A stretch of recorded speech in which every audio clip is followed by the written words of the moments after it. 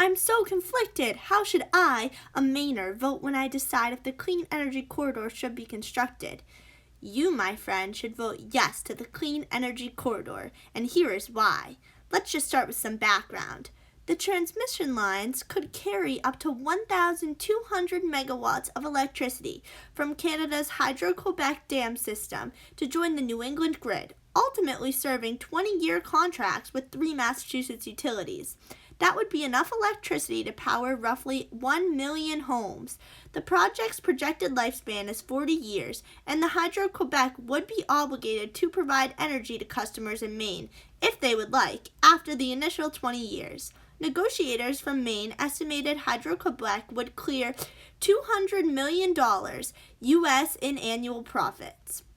Quebec authorities have estimated even more, at about $10 billion Canadian in revenues over 20 years, really showing a positive benefit for all if you say yes to clean energy.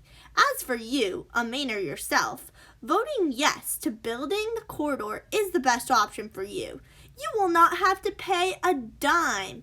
It would cost Mainers essentially nothing because Massachusetts customers are the buyers of the energy and paying for the new transmission capacity.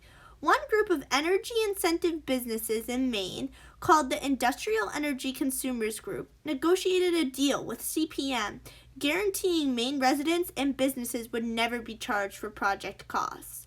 Not only will it cost you, a Mainer, nothing, but this will diversify the region's energy supply mix with dependable hydropower, will buffer Maine's consumers from seasonal energy price spikes.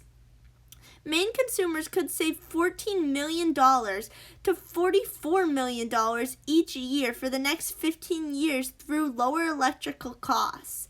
Additionally, $140 million rate relief fund will be established for Mainers, and a supplemental $50 million fund will help low-income customers. Additionally, voting yes to this package will offer $15 million to subsidize household purchases of electric heat pumps to replace the oil furnaces, and $5 million for economic development in Franklin County that will host the power line. Whoa!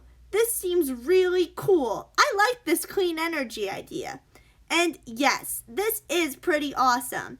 You may be having some questions like, this is so great. Is there a catch?